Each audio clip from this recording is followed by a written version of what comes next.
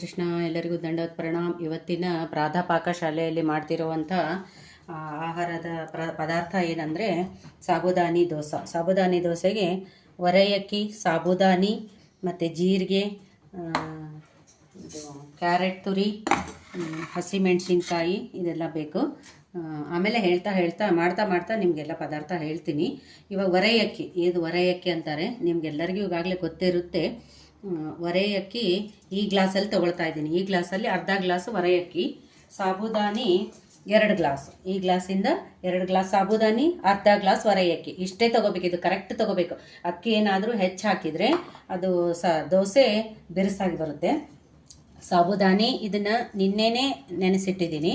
ಸಾಬುದಾನಿ ಮತ್ತು ಅಕ್ಕಿನೂ 2 ಗಂಟೆ ನೆನೆಸಿ ಇದನ್ನು ರುಬ್ಬಿಟ್ಕೋಬೇಕು ನಿನ್ನೆನೇ.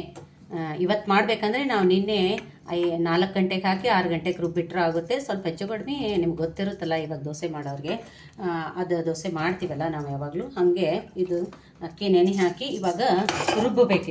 ಇದನ್ನು ರುಬ್ಬಿ ಈ ಸಾಬುದಾನಿಗೆ ಮಿಕ್ಸ್ ಮಾಡಬೇಕು. ಇದೇನು ಬೇಡ, ರುಬ್ಬಿ ಹಾಕ್ಬಿಡು ಬೇಡ. ಇವಾಗ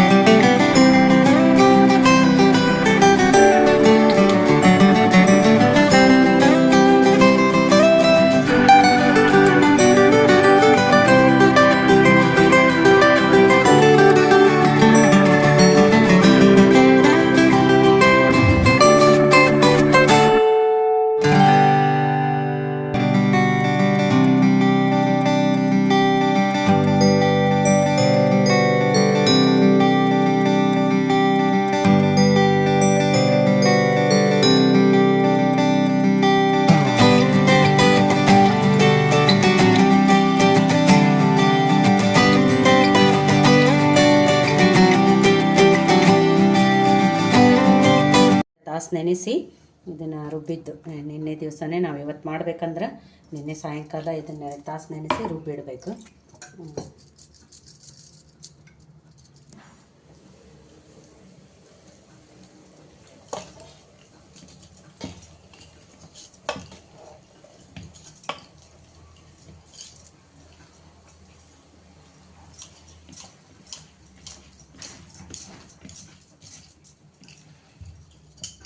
ಸ್ವಲ್ಪ ನೀರು ಹಾಕೋಣ. ಆಮೇಲೆ ಇದಕ್ಕೆ ಕ್ಯಾರೆಟ್ ತುರಿ, ಕೊತ್ತಂಬರಿ,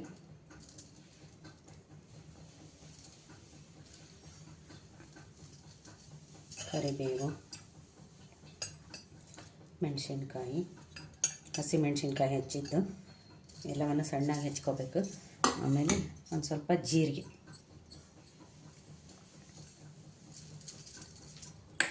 ಕೊನೆಯದಾಗಿ ಉಪ್ಪು.